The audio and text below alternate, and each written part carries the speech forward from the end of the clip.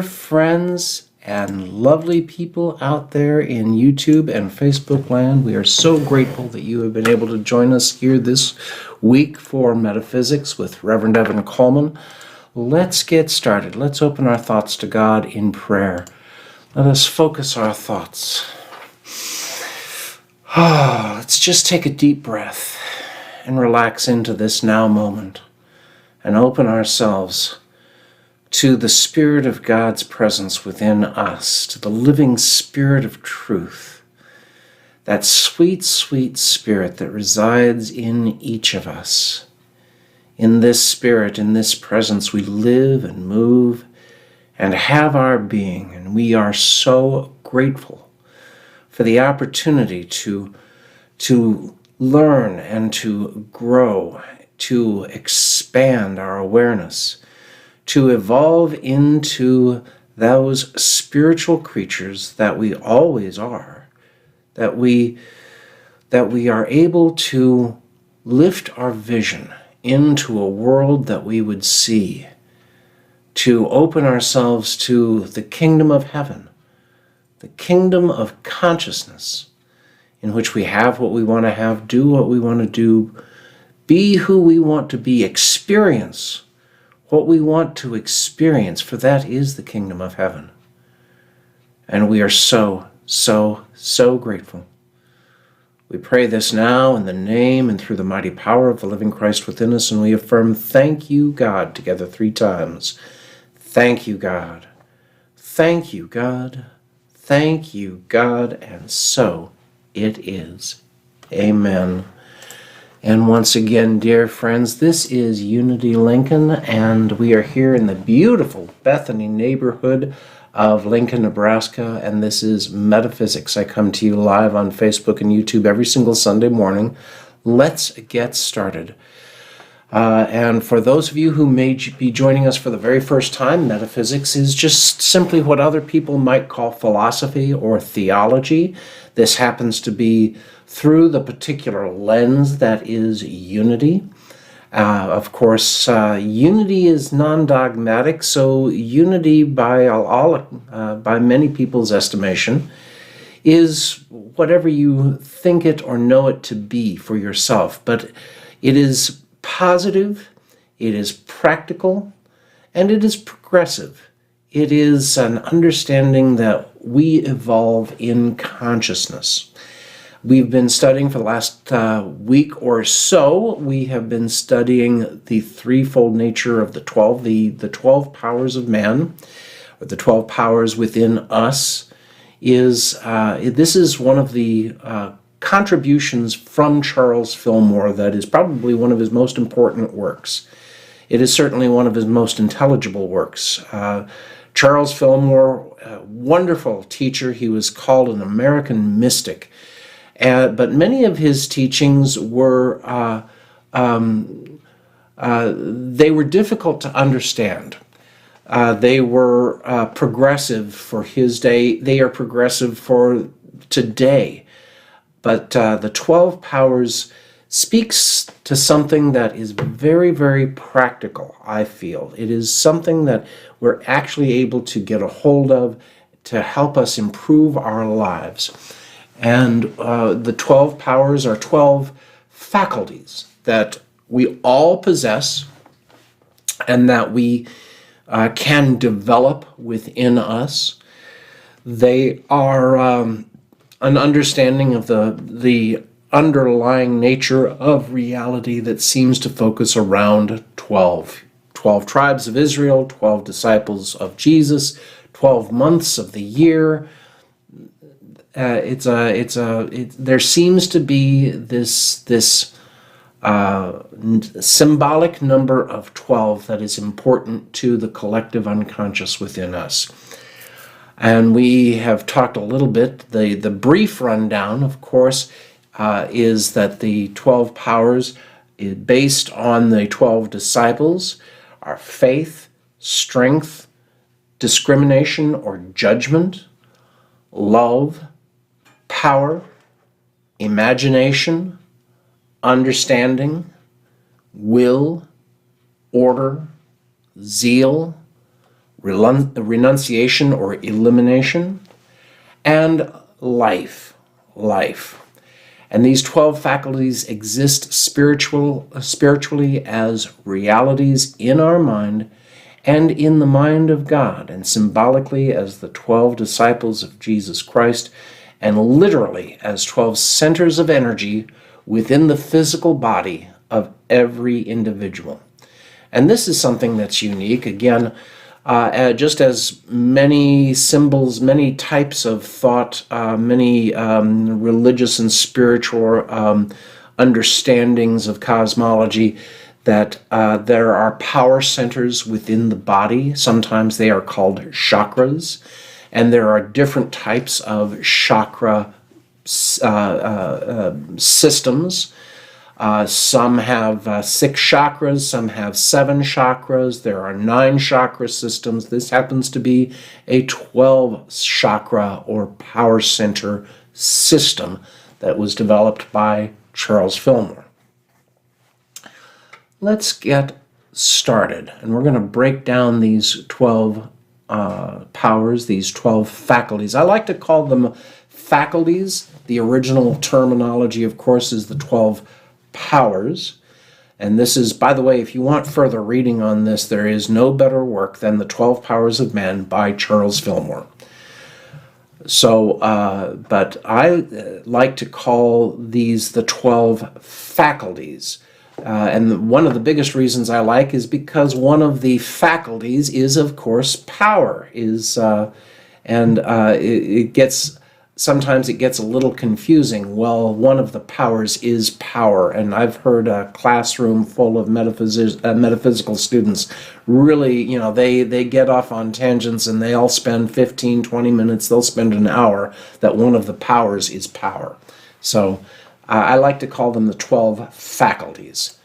So let's get started with Peter.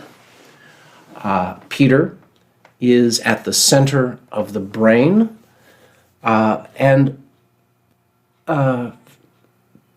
Peter, just as the stories surrounding Peter in the Gospels, they do not depict Peter as this perfect example of faith.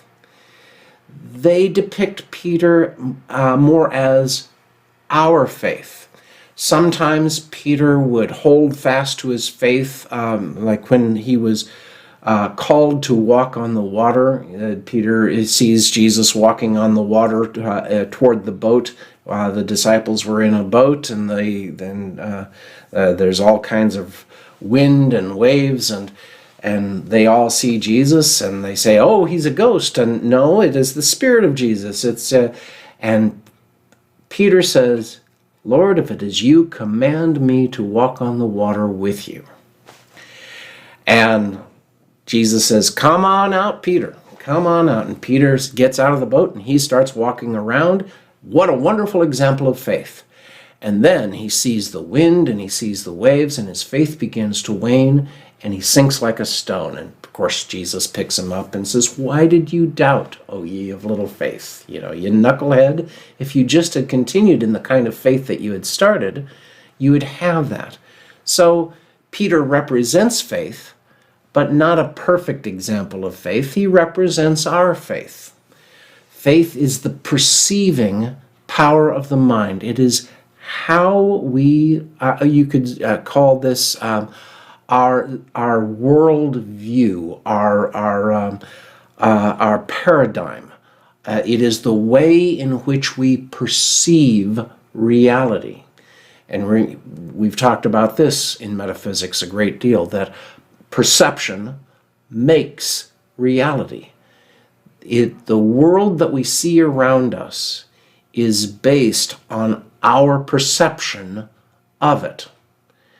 So, how can two people look at exactly the same situation and draw completely different conclusions? It is because of their faith. They place their faith in different things. They place their perception of reality based on past experience or their belief system. So faith is the perceiving power of the mind, and it is a spiritual assurance. That old song, Blessed Assurance. The power to do the things, to do the seeming impossible. And I want to stop right there, because it is amazing when you begin to get a glimmer of what is possible in your life by developing these 12 faculties within you. You are able to do things that you originally believed were impossible. You see other people doing that and you say, I could never do that. I could never, learn how to play the guitar. I could never speak in front of a crowd. I could never, lose 100 pounds. I could never do this. I could never do that. That is because of our perception. And when we change our perception, when we alter our faith, we are able to do the seeming impossible. It is a force that draws to us our heart's desire right out of the invisible spiritual substance of the universe. It is a deep inner knowing that which is sought is already ours for the taking. And that's the important thing to understand, is that this is not something that we are creating out of the manifest, that we're creating ex nihilo, out of nothing. This is already available for us. We are merely saying yes to it. We are shifting our perception of reality to claim as true that which has always been true.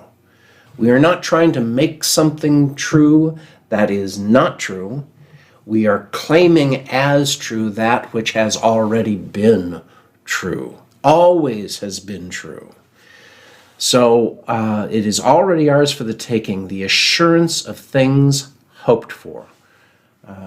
So faith is that quality in us which enables us to look at past appearances of lack, limitation, or difficulty, to take hold of the divine idea and believe in it, even though we do not see any evidence of it except in our minds, except in our perception.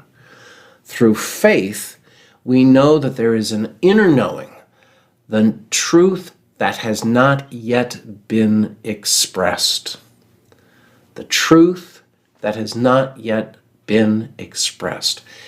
Again, we don't see any evidence for this truth, not yet, but as we develop our faith, as we shift our perceptions of reality, we are able to claim as true that which has always been true.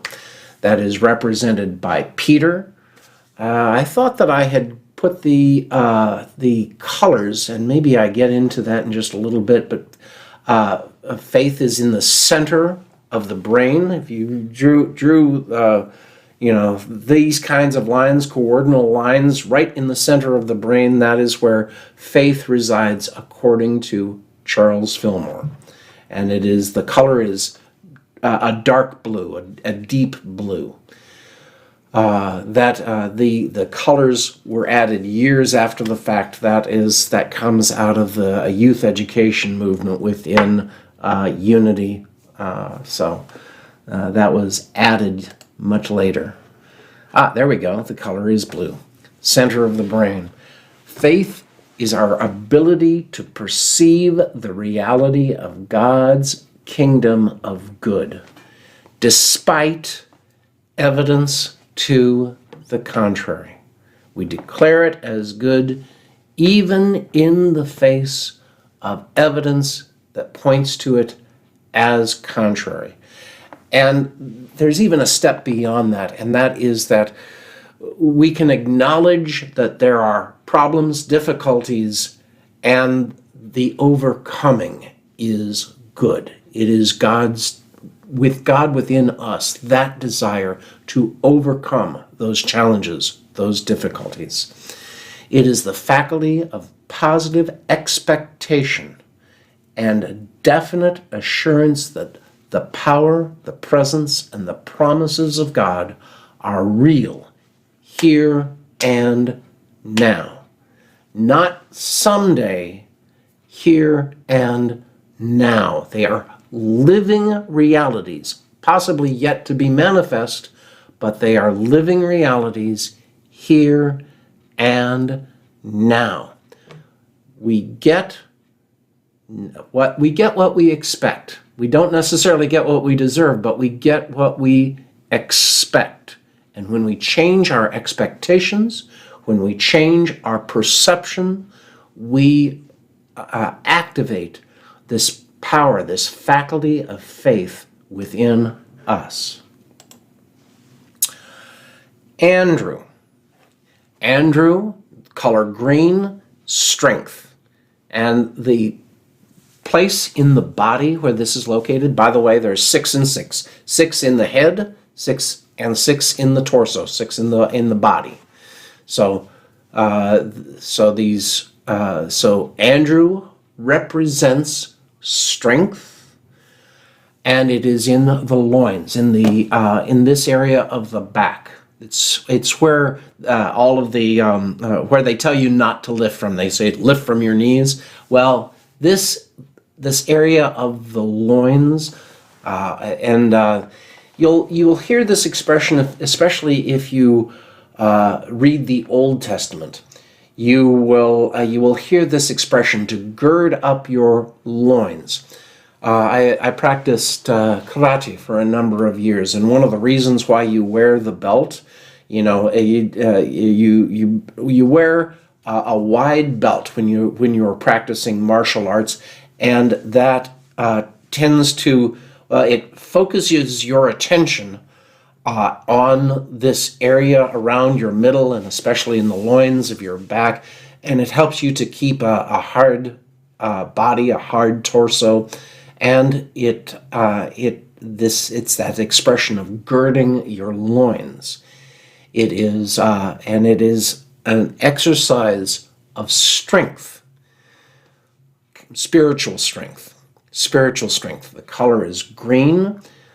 Kind of a standard green, garden green. The mind of God, in the mind of God, strength is an idea of enduring power, and this idea of endurance is very important. It's not just strength, the ability to do something like that, but it is the power of endurance. It is they shall run and not be weary, they shall walk and not faint, they that wait upon the Lord. Yeah. So strength is an idea of enduring power, which to us means continuous and sustained energies, which creation is projected and maintained.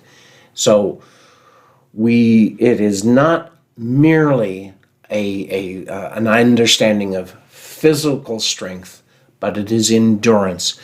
And by the way, endurance is sort of the key word.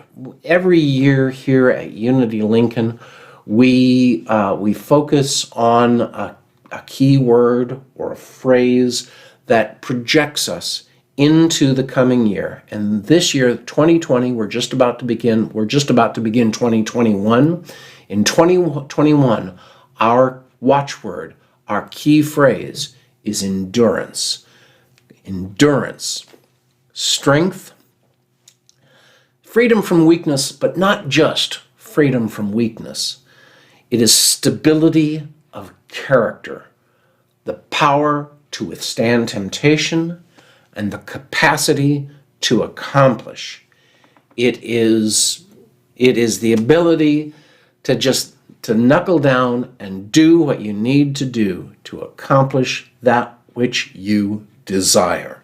It is strength allows you to set aside distractions and to summon the strength you require to accomplish whatever it is that you need. Strength is the faculty of steadfastness, dependability, stability, and capacity for endurance. It is not merely a physical endowment, but a degree of spiritual awareness. It is not force. It is not manipulation or defensiveness. And this is what each of these faculties, each of these powers have the capacity to be corrupted or used by ego forces rather than letting them be under the control of the Christ within you. And when strength is under the direction and guidance of the ego, it becomes force, it becomes manipulation, it becomes defensiveness. But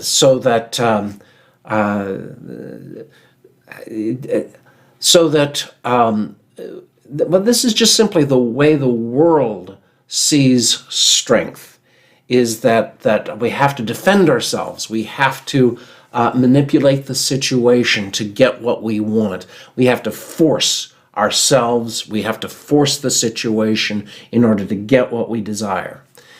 And it is strength has much more to do with endurance and a calm presence.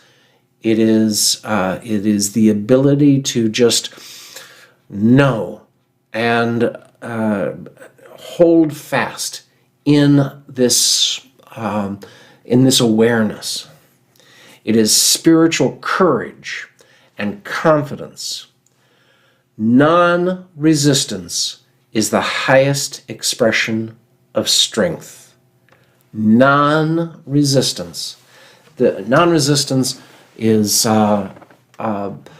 this is important in unity. It's important in many spiritual traditions, especially Buddhism. That ability to just allow difficulties, troubles to pass by, to when someone uses force against you, our ability to step aside and allow their force to pass by, and not to Jesus said it this way: do not resist the evil one. Do not resist the evil one. This is difficult to understand, but non-resistance allows us to gain a higher awareness. Non-resistance allows us to gain a higher awareness of the situation as it is. Remember, we're talking about mindfulness, we're talking about self-awareness, and non-resistance allows us to see rightly, to see effectively, so that we can respond effectively, to see differently, to change the way we... It takes real strength to change our perception. Again, these ideas, these faculties are linked together. They are used in combination.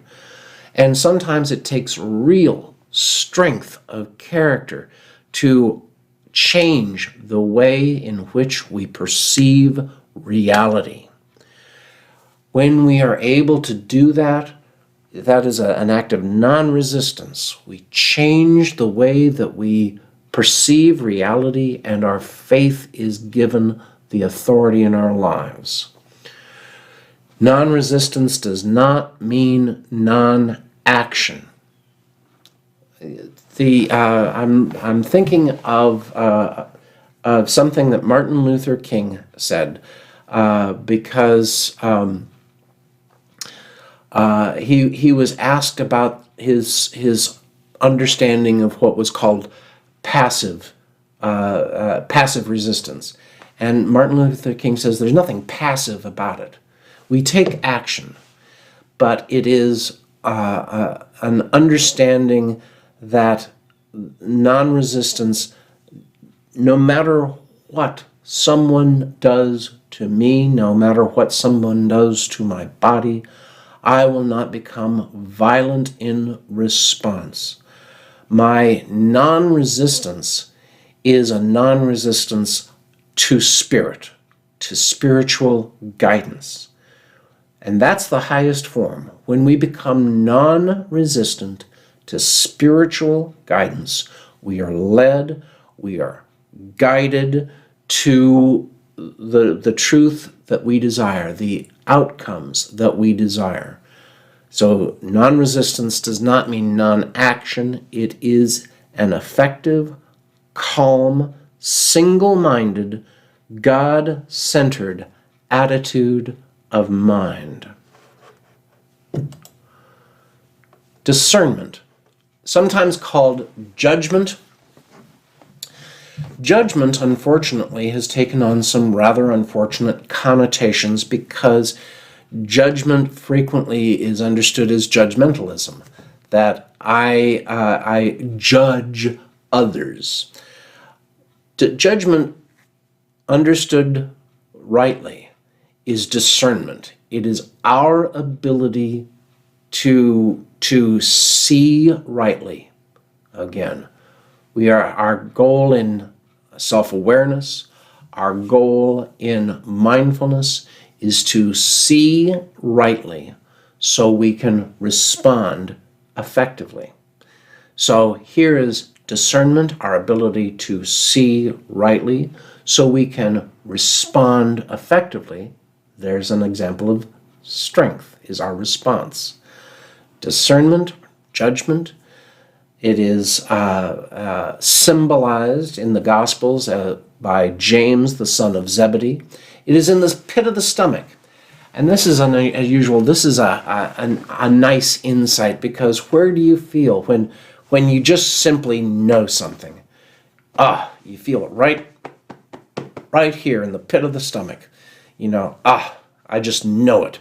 I know it. It is here. It is a visceral response and you can actually center that discernment, that judgment within the body, right here in the pit of the stomach. It's interesting too. We talk about how these faculties work together. We're going to get to John, love. John is the area around the heart, and James is in the pit of the stomach. James and John were brothers. They were called the sons of Zebedee, the sons of thunder, and they worked together. Have you ever had your love interest and your judgment, your discernment interest at argument, at war with each other? And that is James and John, the sons of thunder. They are at work in your body together, battling it out. Discernment, James, the son of Zebedee, the pit of stomach, and the color is yellow. Judgment is the mental act of evaluation through comparison or contrast. This or that. We have a choice, a fork in the road, left or right. It is our ability to project the outcome based on choices that we make now. In a 12-step program, you might hear someone around the table say to play the tape out. If we take a drink now, play the tape to the end. Where will this lead? What will happen to us if we take that first drink? What happened to us the last time we took a drink? What will happen to us if I allow my anger to get the better of me and I blow up at my boss? What will happen? What is our judgment? It is the mental act of evaluation through comparison or contrast. Spiritual discernment is being able to project forward in time what will happen through our actions and choices now. Judgment is the faculty in which we appraise, we evaluate, we discriminate in order to make correct decisions. It is our ability to maintain enlightened objectivity, to step back from the situation, to become the observer and ask questions not based on emotion, but based on an understanding of likely outcomes about life, about our world. John, love. This is the area around our heart. It is, the color is pink. And love in divine mind, we could spend the rest of the hour on love. Love in divine mind is the idea of universal unity. Universal unity. Love, true love, is an idea that we are one with everything, with God, with one another, our fellow human beings walking around on this wonderful planet. It is that we are one with all of creation. All of creation. We are one with all of creation, with all of humankind, one with God. There is no separation. When Jesus said, love your neighbor as yourself, we love because we know our unity, because we know our oneness. In expression, it is the power that joins and binds together the universe. It is the force, folks. For those Star Trek or Star Wars fans out there, love is the power, the force that binds the universe and everything in it together. Love is a harmonizing, constructive power.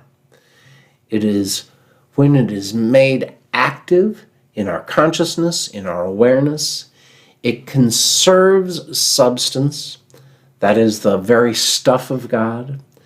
It reconstructs, rebuilds, and restores us and our world.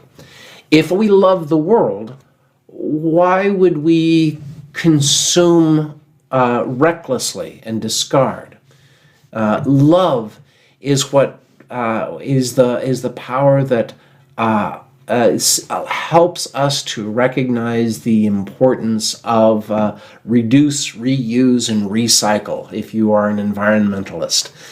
Love is the faculty that allows us to make a friend out of an enemy. Love is our ability to let go when this is no longer working with us or look good to us, good for us. Love is our ability to let go. It is our ability to say, this isn't working for you. I want to continue to love you, and the only way to do that is to separate from you. Love is that which brings peace and harmony to our awareness, to our consciousness. Divine love is impersonal.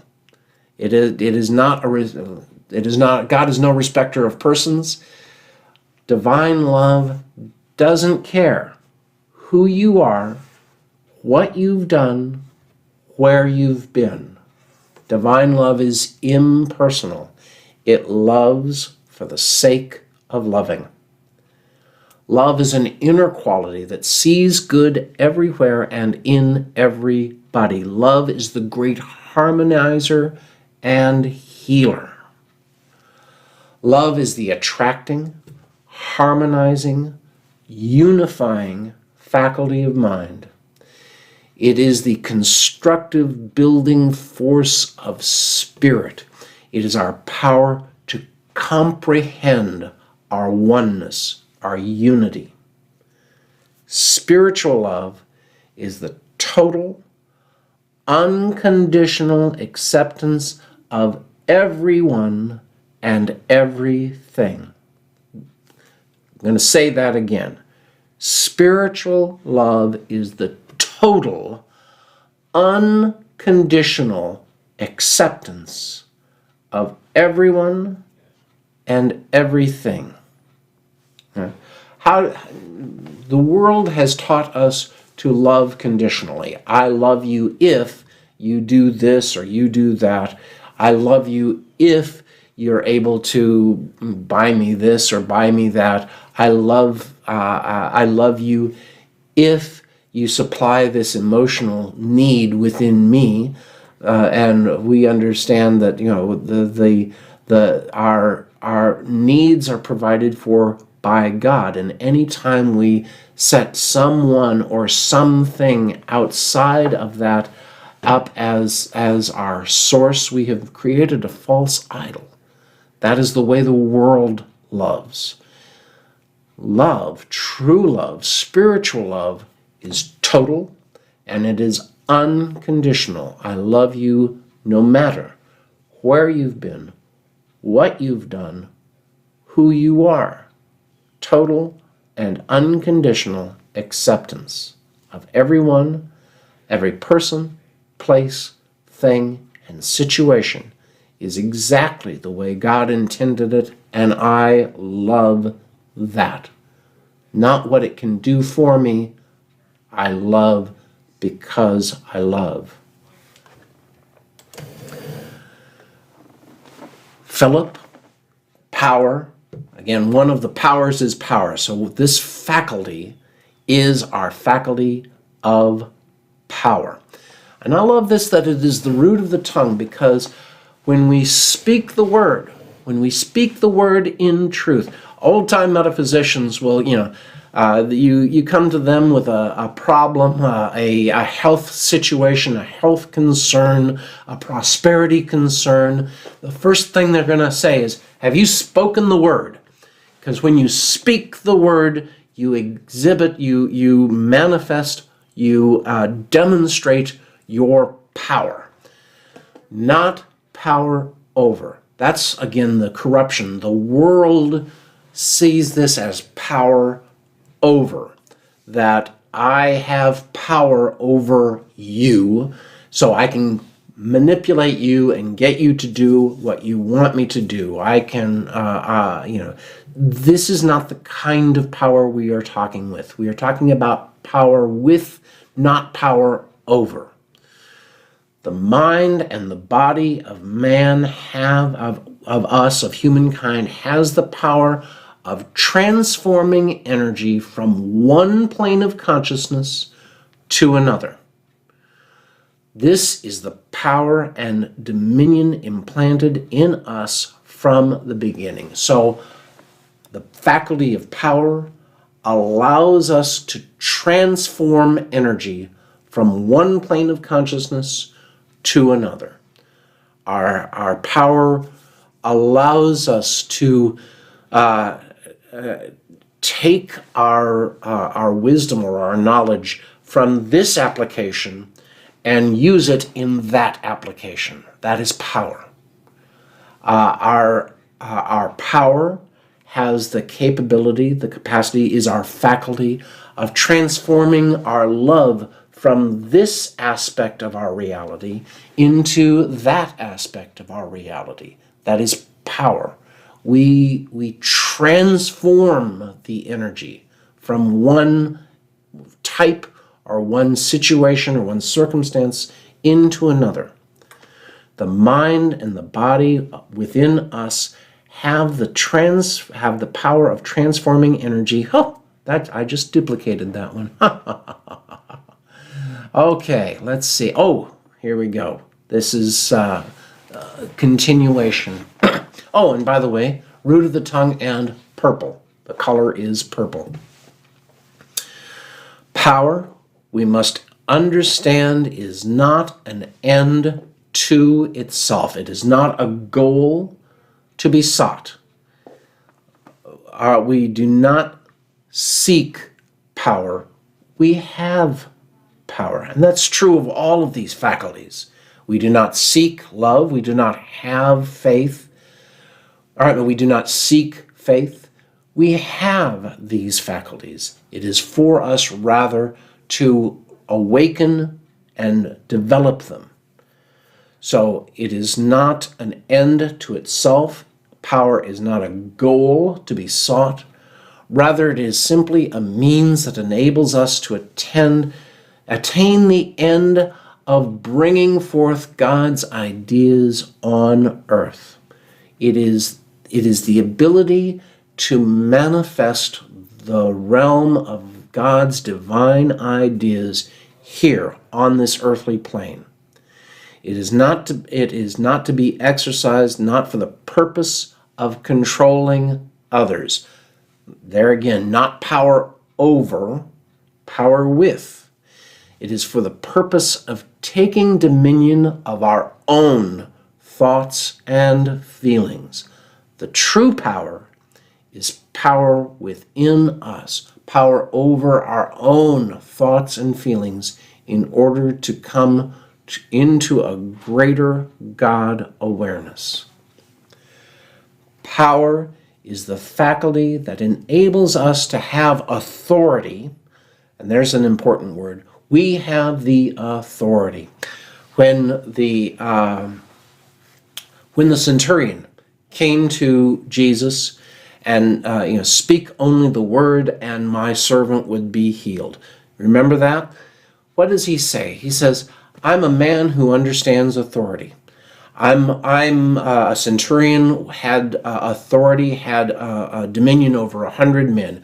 And if he says, if I say go and do this, they go and they do that and they don't question.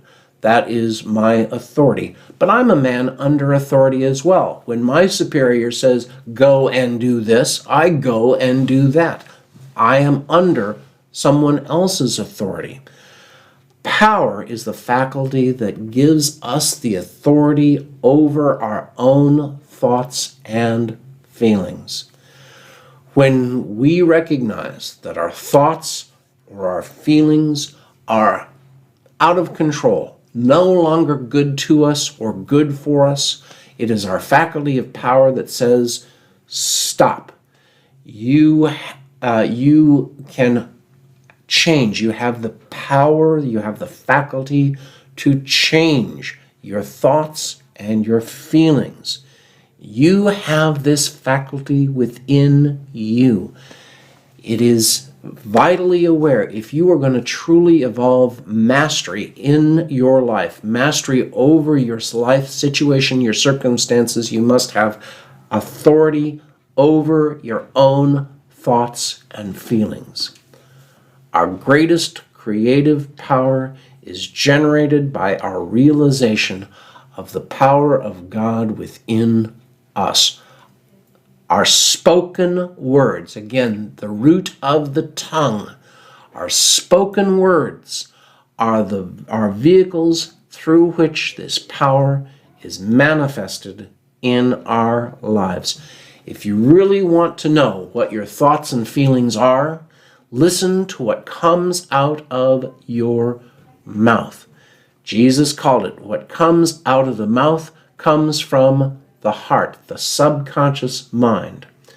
And we have the power, we have the faculty to change our perception of reality, to change our thoughts and feelings. And that is what will give us authority in our own life, in our own world, in our affairs. Imagination, Bartholomew, it is the area between our eyes. This is, again, we talked about this is in correlation to the parts of the brain. This is the pineal gland, the third eye. Right? The color is a light blue. It will be found that every form and shape originates in the imagination. It is through the power of our imagination. It is through the power of imagination that the formless takes form. Imagination and faith are frequently linked. As a matter of fact, one of my favorite quotes from Charles Fillmore, faith is the ability to shape substance linked with the power of imagination. We use our imagination to see things the way they might be.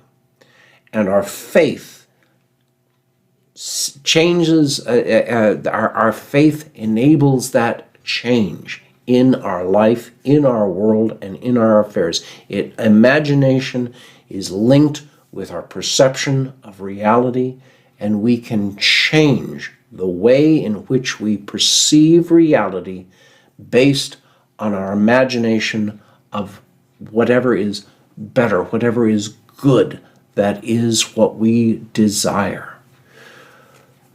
The idea is first projected into mind substance and afterward formed in consciousness. The mind within us sees all things through thought forms made by the imagination. Imagination is our conceiving, picturing faculty. Creative visualization. Shakti Gawain, another great read. Shakti Gawain, Creative Imagination, Creative Visualization. Imagination is a way of picturing an outcome. It is a way of getting an image in our minds of what it is that we desire. I like that this comes out of prosperity teacher Edwin Gaines. Back in the old catalog days, back in the old Sears and Roebuck catalog days, you don't just call up Sears and Roebuck and say, "Oh, just send me something you think I'd like." No, when you used to order something out of the Sears and Roebuck catalog, you needed to know the color, the size, you needed to know all of these details, and you would choose what it was that you wanted, and you would see it in your mind's eye and order it, and then it would come in a box some weeks later. And that's how we use our power of imagination. We get a clear image of the desires of our hearts, the desires of God's presence within us, and the outcome that we desire. And it is our ability to shape or form pictures in our mind. It is the mind's formative power that shapes thoughts into mental images with color, variety, and dimension. The highest use of imagination is to shape thoughts into images. It is that most fully reflect the original divine idea. So we get the divine idea, but sometimes we get that divine idea, it is not fully formed. We don't get the entire picture, boom, flashed into our head perfectly. When we get the divine idea, oh, I want to do this, I want to have that, then it is our faculty of imagination that begins to image what it is that we truly want. And then we hand that over to faith, the perceiving power, so that we actually bring that into manifestation. Hi! Let's see. Understanding. Thomas, this is the front of the brain. This area right here, the prefrontal cortex. And that is symbolized by the color gold. And it is Thomas. Spiritual understanding is the ability of the mind to apprehend and realize the laws of thought and the relation of ideas one to another. It is how do we make connections? Oh, this, I have this, now I understand this is related to this. And we can put these thoughts together and get a bigger picture of reality, of the world that we see around us. So we find that there is within us a knowing capacity transcending intellectual knowledge. It is not just about intellectual knowledge. It's not just about knowing things. It is about understanding them. Understanding is the faculty by which we receive enlightenment and insight. It is that ability to make connections, our ability to see, oh, well, this, then this, then this, then this, and they are all connected. It is our capacity to gain direct perceptions of truth. It is our faculty of spiritual intelligence. Spiritual intelligence. And with that, folks, I think we need to call an end to this class. I have very much enjoyed being with you here. Let us share an offertory blessing together. Divine love, flowing through me, blesses and multiplies all that I am, all that I have, all that I give, and all that I receive. I am joy-filled and grateful. And you can send your tithes and offerings to paypal.me/UnityLincoln. That is paypal.me/UnityLincoln. Or if you're already on PayPal, you can send it to office@unitylincoln.org. If you're sending your tithe or love offering the old-fashioned way, either through the mail or bank transfer, please send it to Unity Lincoln, P.O. Box 30209, Lincoln, Nebraska 68503.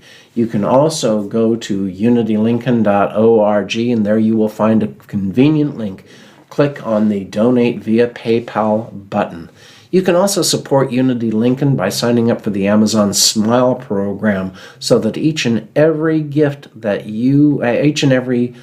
purchase that you make at Amazon supports Unity Lincoln. And please remember to like us on Facebook, subscribe on YouTube, give us that big thumbs up. We so appreciate it when you do. And once again, dear friends, this has been Unity Lincoln here with Reverend Evan Coleman. I am so grateful that you have joined us here today. God bless. Namaste, dear friends.